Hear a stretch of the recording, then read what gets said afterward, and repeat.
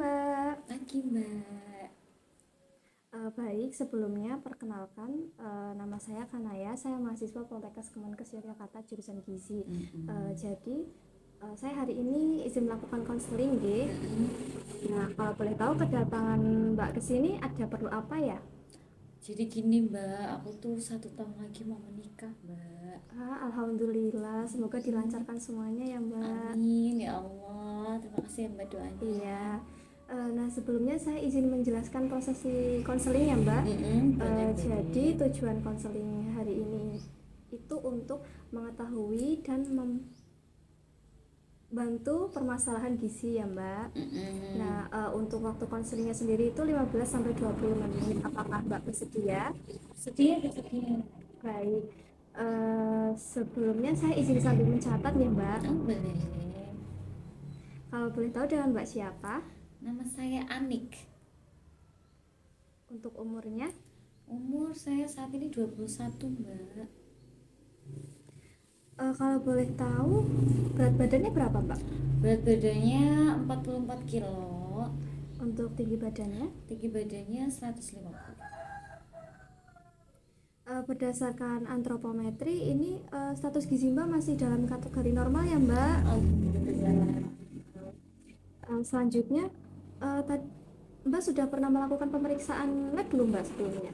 Sebelumnya belum Mbak, baru kali ini mau tanya-tanya. Baru kali ini ya, jadi belum melakukan pemeriksaan lab. Akhir-akhir ini ada keluhan nggak Mbak? Mungkin seperti mual, muntah, diare, sulit menelan? Akhir-akhir ini nggak ada sih Mbak, normal-normal aja. Alhamdulillah ya. Nggak ada keluhan lain Mbak? Enggak.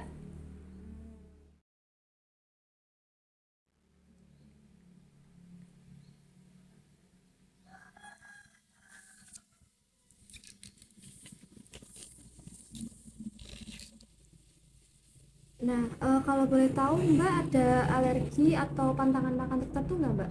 Enggak ada Mbak, nggak ada alergi, nggak ada pantangan makan, lagi nggak diet juga Mbak. Nah, selanjutnya saya izin menanyakan konsumsi makan Mbak selama 1 bulan terakhir nggih.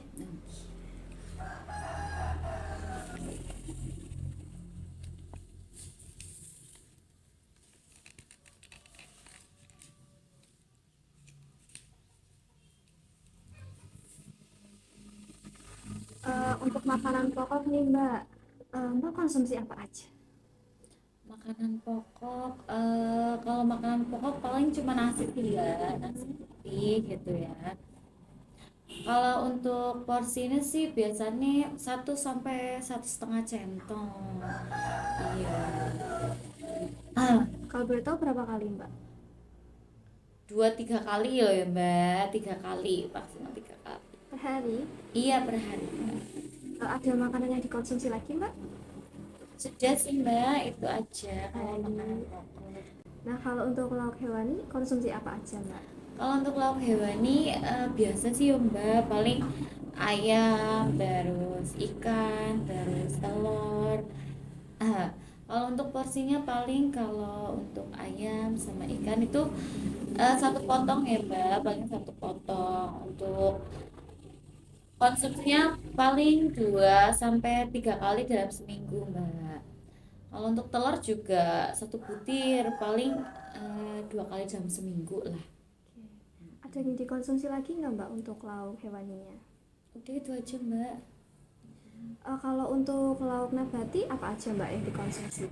Untuk nabati ada tempe sama tahu, udah itu aja Mbak kalau nabati. Seberapa Mbak biasanya? Kalau untuk itu paling 1 potong ya, masing-masing 1 potong. Terus untuk konsumsinya ya sama sih Mbak, 2 sampai 3 kali dalam seminggu ya. Hampir sama kayak hewani. Ada lagi yang dikonsumsi nggak Mbak? Udah Mbak itu aja kalau ya. Nah, untuk sayuran biasanya Mbak konsumsi apa aja? Kalau sayuran kadang kangkung, terus bayam, terus sop sayur ya, terus sama kacang panjang gitu.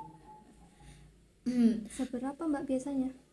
Kalau untuk porsi Biasanya sih 1 sampai 2 sendok sayur ya Mbak. 1 sampai 2 sendok sayur kan. Ah, untuk konsumsinya paling 3 kali dalam seminggu Mbak. Kalau untuk sayuran Mm-mm. 2-3 kali Mbak. Ada lagi nggak Mbak yang dikonsumsi? Kalau sayuran paling itu aja sih Mbak.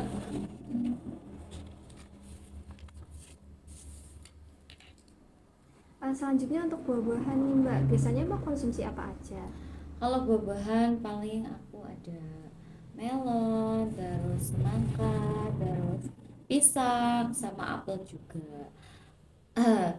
Terus kalau konsumsi sih, kalau melon sama semangka itu 1 potong, 1-2 potong ya Mbak. Itu kalau melon sama semangka. Mm-mm. Kalau untuk apel, pisang itu 1 buah Mbak. Hmm. Kalau untuk konsumsinya itu paling kalau melon, apel sama semuanya itu ya Mbak yang tadi aku sebutin 1 sampai 2 kali dalam seminggu. Baik. Hmm. Ada lagi nggak Mbak yang dikonsumsi? Ya Mbak kalau buah paling itu aja. Selanjutnya untuk minuman nih Mbak, biasanya minum apa aja? Minum kayak manis-manisan gitu juga sebutin Mbak.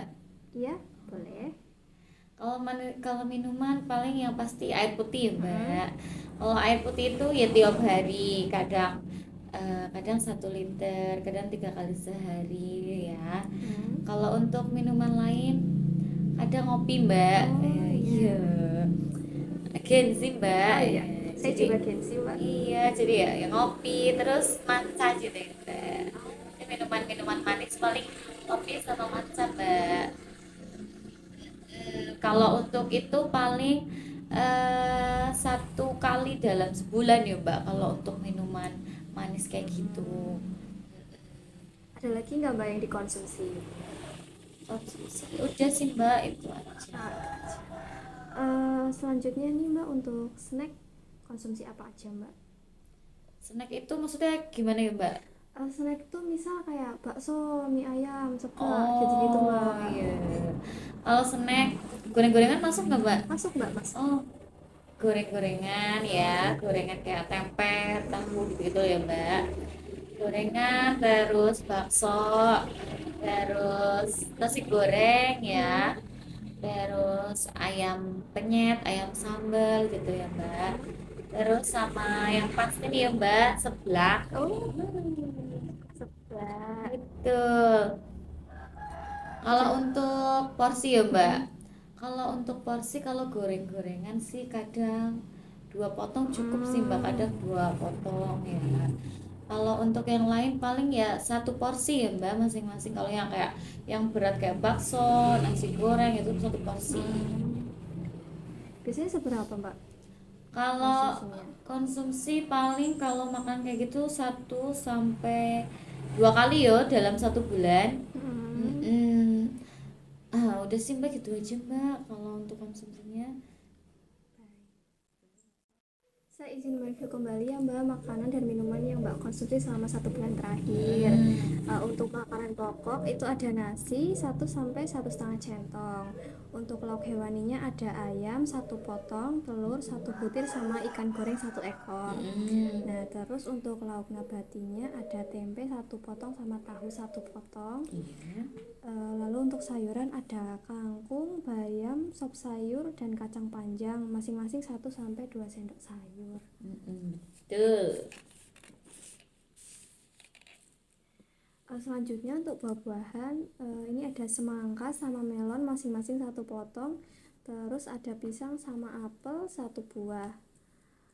Untuk minumannya sendiri ada air putih 1 gelas, kopi 1 gelas, sama matcha 1 gelas.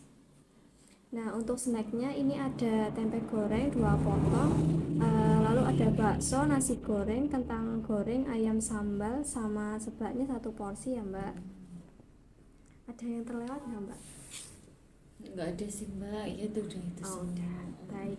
Berdasarkan riwayat makan Mbak selama 1 bulan terakhir, ini kan Mbak suka konsumsi makanan yang berminyak ya Mbak, berlemak kayak goreng-gorengan gitu kan Mbak. Terus suka konsumsi makanan minuman manis juga.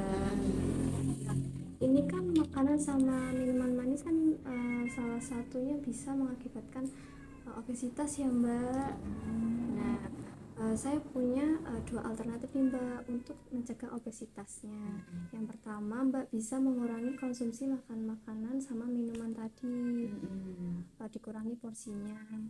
Terus yang kedua Mbak bisa tetap mengonsumsi makanan sama minuman tadi, tapi disambi sama olahraga ya Mbak. Nah dari dua pilihan tersebut kira-kira Mbak lebih memilih yang mana? Mungkin pilihnya yang itu ya Mbak, yang lebih milih mengurangi aja lah Mbak. Baik. Jadi Mbak lebih memilih untuk yang mengurangi porsinya aja ya. Nah kalau boleh tahu aktivitas sehari-hari Mbaknya apa aja? Kalau aktivitas sehari-hari cuma kerja sih Mbak. Kalau boleh tahu kerjanya apa? Kalau kerjanya sih sekarang jadi housewife Mbak.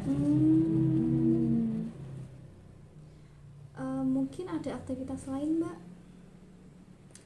Enggak Mbak, udah paling itu aja. Kalau aktivitas di luar itu aja, cuma kerja aja.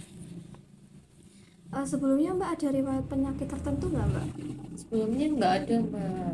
Kalau untuk obat-obatan ada yang dikonsumsi nggak Mbak? Kalau obat-obatan nggak ada Mbak.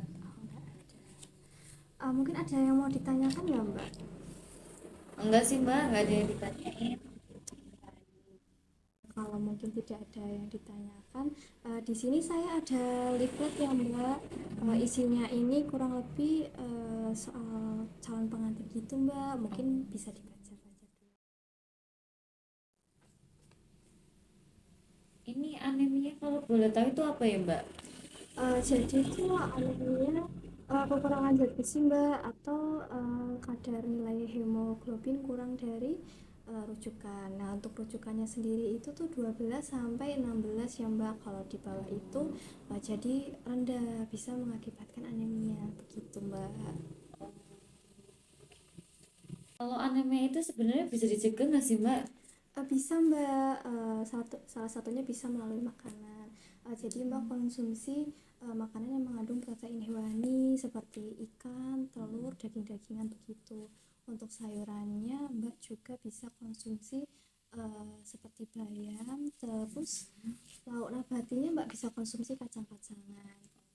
Nah itu juga bisa diimbangi dengan konsumsi tablet tambah darah ya Mbak, untuk mencegah terjadinya anemia. Untuk promil sendiri Mbak, itu gimana Mbak? Kalau promil harus direncanakan ya Mbak, harus direncanakan dan dipersiapkan dengan sebaik-baiknya ya Mbak. Karena promil sendiri kan ini ya Mbak, dalam keadaan hamil, mengandung, jadi harus dipersiapkan sebaik-baiknya untuk janinnya begitu, dari zat gizinya begitu-gitu. Nah konsumsi tablet tambah darah itu sendiri untuk membantu mencegah terjadinya anemia. Jadi kalau misalnya Mbak nggak konsumsi tablet tambah darah, kan nanti bisa anemia, nanti bisa berdampak pada janin yang Mbak kandung begitu. Dampaknya apa Mbak?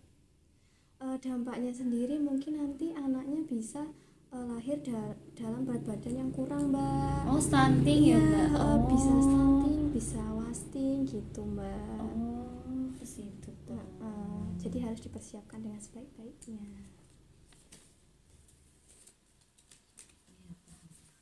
Kira-kira ada yang ditanyain lagi nggak Mbak? Enggak Mbak, udah cukup.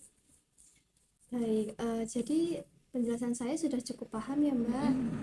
Baik Mbak, mungkin kalau sudah tidak ada pertanyaan lagi dan sudah cukup, saya akhiri sesi konseling pada hari ini. Sebelumnya terima kasih ya Mbak sudah meluangkan waktu Mbak pada sesi hari ini ya Mbak. Aku juga terima kasih Mbak, jadi tahu apa itu anemia, untuk promil sendiri ya. Saya juga terima kasih kembali ya Mbak. Iya, sama-sama Mbak.